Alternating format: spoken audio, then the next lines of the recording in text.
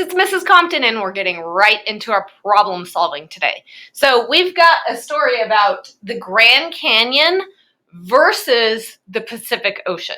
Kind of a strange comparison, but if you think about them, both of them have depth to them, right? So you've probably been to the Grand Canyon or at least seen pictures of it before, and you know you can look down and it's a long way down. But the Pacific Ocean is even deeper. It's even further down. So we're going to learn about that today. We're going to use a little math. Okay, so let's read it. The deepest part of the Grand Canyon is about 1 1/6 miles deep. The deepest part of the ocean is located in the Mariana Trench in the Pacific Ocean. The deepest part of the ocean is almost 6 times as deep as the deepest part of the Grand Canyon. Okay, so I want everyone to stop to imagine that, because as we get older, we forget to stop and kind of imagine in our brains what the story is telling us, but that is so important. So let's just stop and think for a second. So the deepest part of the ocean is almost 6 times as deep as the deepest part of the Grand Canyon. Okay, so I can imagine how deep the Grand Canyon would be. The ocean would be 6 times greater, right? Okay, and then we're going to try to figure out about how deep is the deepest part of the ocean.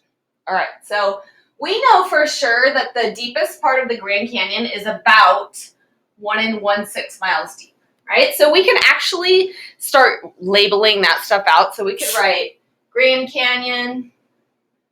Actually, I think I'm just going to put canyon. You know it's grand. All right, and then I'm going to put 1 1/6 miles right here. So I'm just going to draw a bar, and 1 1/6. That's going to represent the miles. Okay, now I have to think about this. The ocean at its deepest point, so I'm going to put ocean, is going to be 6 times that amount. So I'm going to take my model, I'm going to make it a little straighter. There we go. And I'm going to draw out what 6 times would look like. So that's 1 time. I'm going to try to make them about the same size. 2, 3, 4,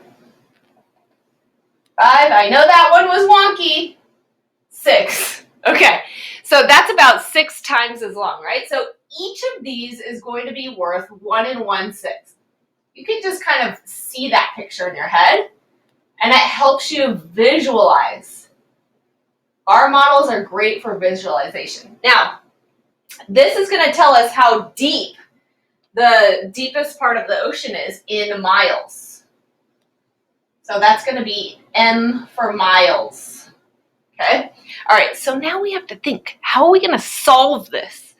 So what would you do? Maybe it's a good time to hit pause. How would you solve this to figure out the deepest part of the ocean? All right, hit pause. All right. I'm taking some guesses. Okay, so I'm going to guess that some of you probably took the ones first and added those up.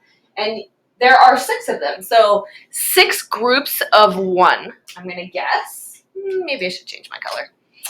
So I'm going to guess some of you did 6 groups of 1, which you knew was 6. And then you did plus 6 groups of 1/6. And then you did 1/6, 2/6, 3/6, 4/6, 5/6, 6/6.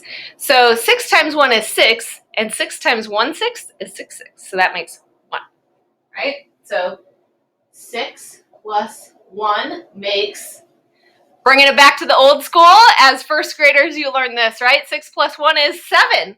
So it is about 7 miles deep, right? Okay, so that could be one way you would think about it. Another way you might just think about it is to do 1 1/6 times 6. So 6 times 1 1/6.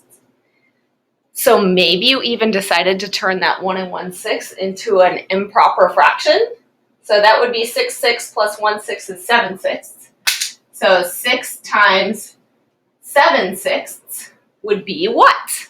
Well, 6 times 7 is 42.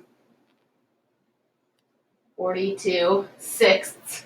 And 42 sixths is actually equal to the whole number 7, because 42 divided by 6 is 7. Woo! I think I'm out of room here, you guys. So those were my 2 guesses on how you could do it, but don't forget, you can always use the distributive property to help you make sense, and bar models help you visualize the problem. This was the distributive property here when we counted up the ones first. 6 times 1 plus, and then 6 times the 1 6. All right, kids, it's all you. I'll see you next time. Bye.